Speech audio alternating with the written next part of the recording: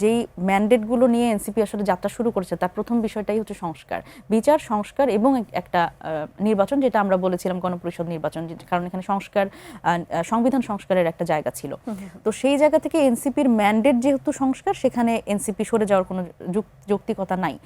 যদিও এনসিপি নতুন রাজনৈতিক দল এবং এনসিপি কখনো সরকার চালায় নাই, এই ধরনের কথাবার্তা তো আছেই। বিএনপির মধ্যে থেকে ওরকম আগ্রহ দেখা যায়নি, বা সংস্কার কমিশনকে সালাউদ্দিন কমিশন আপনারা মনে করেছেন, কিন্তু শেষ পর্যন্ত যেটি হলো যে সবাই কিন্তু জুলাই সনদে স্বাক্ষর করলো, শুধুমাত্র আপনারা ছাড়া।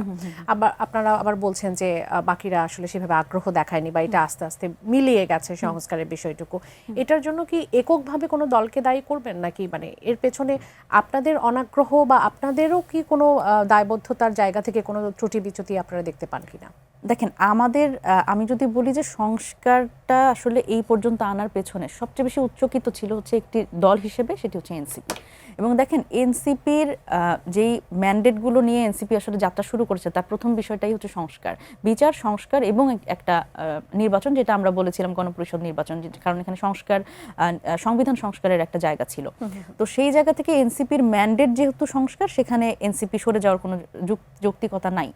যদিও এনসিপি নতুন রাজনৈতিক দল এবং এনসিপি কখনো সরকার চালায় নাই, এই ধরনের কথাবার্তা তো আছেই। তো বিষয়টা হচ্ছে যে এই যে একটা অনাগ্রহ আমরা দেখলাম, এবং পরবর্তীতে এই ইশতেহারের মাধ্যমে তারা আরো বেশি এটা প্রকট হিসেবে দেখালো যে জনগণের কাছে যে কমিটমেন্ট তারা দিচ্ছে, সেখানে দেখেন এই উচ্চ কক্ষের কথা, যেখানে কিন্তু তারা যে সিগনেচার করেছে সেখানে বলা হচ্ছে যে ভোটের ভিত্তিতে, ভোটের পার্সেন্টেজের ভিত্তিতে উচ্চ কক্ষ হবে, কিন্তু ওনারা ওনাদের ইশতেহারে বলছেন আসনের ভিত্তিতে।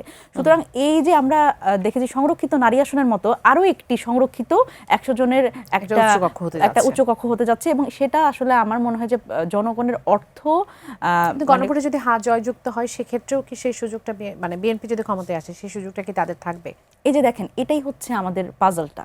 এটার জন্যই আজকে আমাদের সংবাদ সম্মেলনে এই মন্তব্যটি করা, যে বিএনপি সবসময়ই একটা অস্বচ্ছ এক ধরনের মন্তব্য করেছে এবং তাদের পজিশনটা স্পষ্ট ছিল না।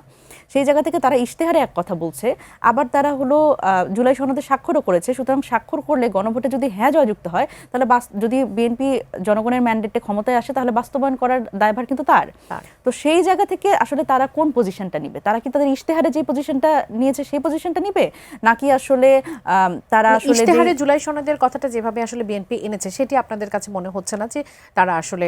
না, তারা তো এটা একদম স্পষ্ট প্রতারণা করেছে। তাদের ইশতেহারে যে কথাটা বলছে যে উচ্চকক্ষ কেমন হবে, উচ্চকক্ষ কেমন হবে, এটা তো উই হ্যাভ ডিসাইডেড।